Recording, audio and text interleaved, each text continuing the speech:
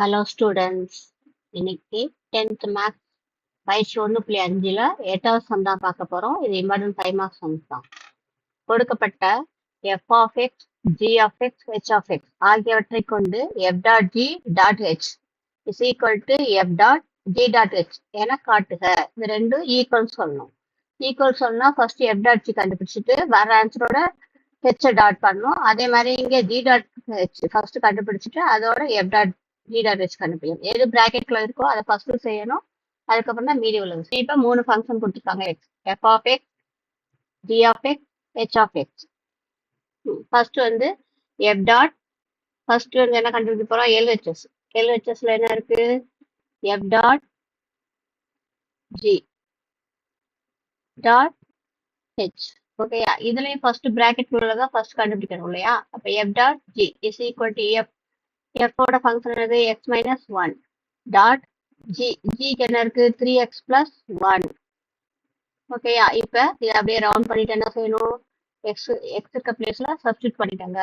அப்ப x இருக்க பிளேஸ்ல போட்டீங்கன்னா 3x பிளஸ் 1 இந்த மைனஸ் 1 இங்க இருக்க மைனஸ் 1 இங்க எழுதிருக்கோம். x இருக்க பிளேஸ்ல 3x பிளஸ் 1 போட்டிருக்கோம். இந்த மைனஸ் இங்க போட்டிருக்கோம். ஸோ பிளஸ் 1 மைனஸ் 1 கேன்சல் ஆகும். So 3x. அப்ப f டாட் g யோட வேல்யூ எவ்வளவு? 3x. நெக்ஸ்ட் என்ன கண்டுபிடிக்கணும்? f dot g dot h அதோட ஹெச்ன்ற ஃபங்க்ஷனை காம்போசிட் பண்ணணும். அப்ப f dot g dot h. அப்ப f டாட் g யோட வேல்யூ நம்ம இங்க கண்டுபிடிச்சு வச்சிருக்கோமா? என்ன கண்டுபிடிச்சு வச்சிருக்கோம்? 3x டாட் ஹெச்சுக்கு என்ன கொடுத்துருக்காங்க? x square.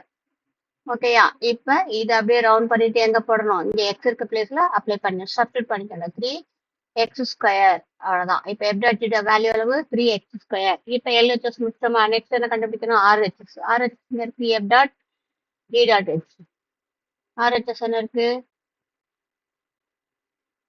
f dot g dot h. அப்ப ஃபர்ஸ்ட் பிராக்கெட்ல உள்ளதான் கண்டுபிடிக்கணும் இல்லையா? ஃபர்ஸ்ட் இதைத்தான் கண்டுபிடிக்கணும். அப்ப g dot h. g dot hனா g என்ற ஃபங்க்ஷனை ஃபர்ஸ்ட் சப்ஸ்டியூட் பண்ணிக்கோங்க. g ல என்ன இருக்கு? பாத்துக்கோங்க, கொஸ்டின்ல பாத்துக்கோங்க. g க்கு என்ன இருக்கு? 3x plus 1. g யோட ஃபங்க்ஷன் என்னது? 3x plus 1 dot h. h என்ன இருக்கு? x square. சரியா? இப்ப இதை அப்படியே ரவுண்ட் பண்ணிட்டு இங்க x இருக்க பிளேஸ்ல சப்ஸ்டியூட் பண்ணா முடிஞ்சது. 3x square plus 1. Okay, next இங்க என்ன இருக்கு? f dot g dot h. f dot g dot h is equal to first f தான் எழுதணும். f என்ன கொடுத்துருந்தாங்க பாத்தீங்களா? x minus 1. ஃபர்ஸ்ட் f தான் எழுதணும் இல்லையா? அப்ப இங்க என்ன எழுதணும்? f ன்ற function x minus 1 dot g dot h. g dot h க்கு நம்ம இங்க ஆன்சர் கண்டுபிடிச்சு வச்சிருக்கோமா?